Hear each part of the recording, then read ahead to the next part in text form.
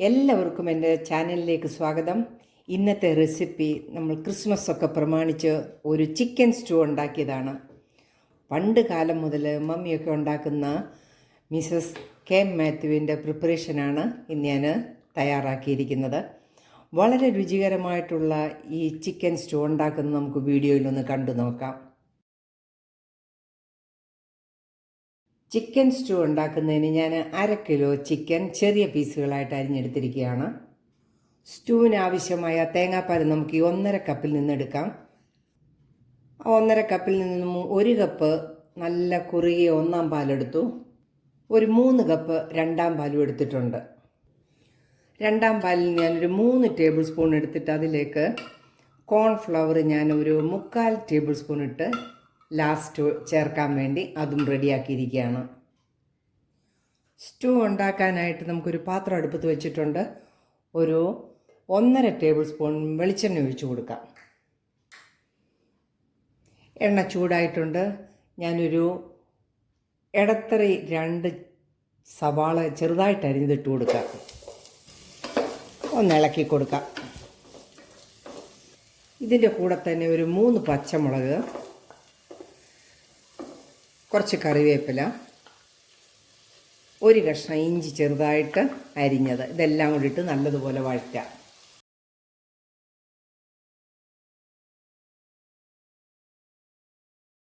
സവാളയൊക്കെ വഴഞ്ഞിട്ടുണ്ട്. ഇതിലേക്ക് നമുക്ക് 1 ടേബിൾ സ്പൂൺ പെരിഞ്ജീരകത്തിൻ്റെ പൊടി ഇട്ട് കൊടുക്കാം. 1/2 ടേബിൾ സ്പൂൺ ഗരം മസാല ഇട്ട് കൊടുക്കാം. നല്ലതുപോലെ ഇളക്കി കൊടുക്കാം.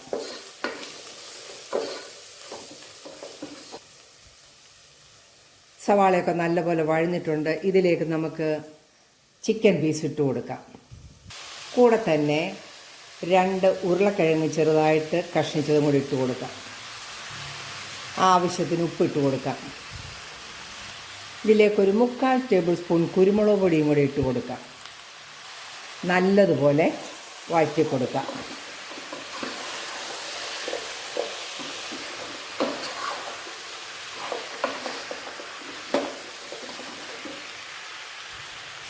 ഇതിലേക്ക് നമുക്ക് രണ്ടാം പാല് 3 കപ്പുള്ളത് ഒഴിച്ചു കൊടുത്ത് ചിക്കനും ഉരുളക്കിഴങ്ങും കൂടെ വെന്തെടുക്കാം.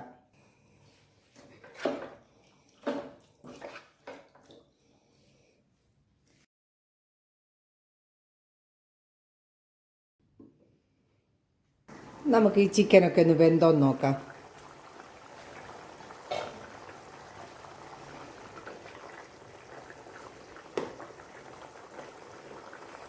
നല്ലതുപോലെ വെന്തിട്ടുണ്ട്. ഈ സ്റ്റൂവിലേക്ക് നമുക്ക് ഒന്നാം പാൽ ഒഴിച്ചു കൊടുക്കാം. ഇനിയും തിളപ്പിക്കരുത്, ഫ്ലെയിം ഓഫ് ചെയ്ത് കൊടുക്കണം.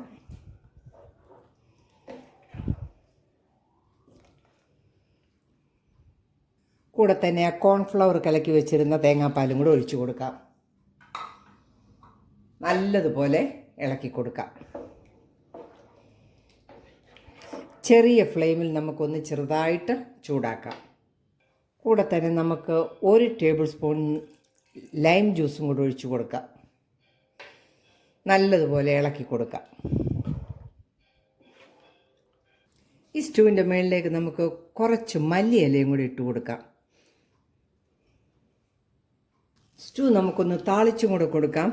അതിന് ഞാനൊരു പാൻ അടുപ്പത്ത് വെച്ചിട്ടുണ്ട്. 1 ടേബിൾ സ്പൂൺ നെയ്യ് ഒഴിച്ചു കൊടുക്കാം.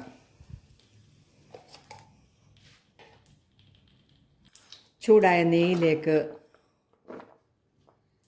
കുറച്ച് ഉള്ളിയും കൂടി ഇട്ട് കൊടുക്കുക.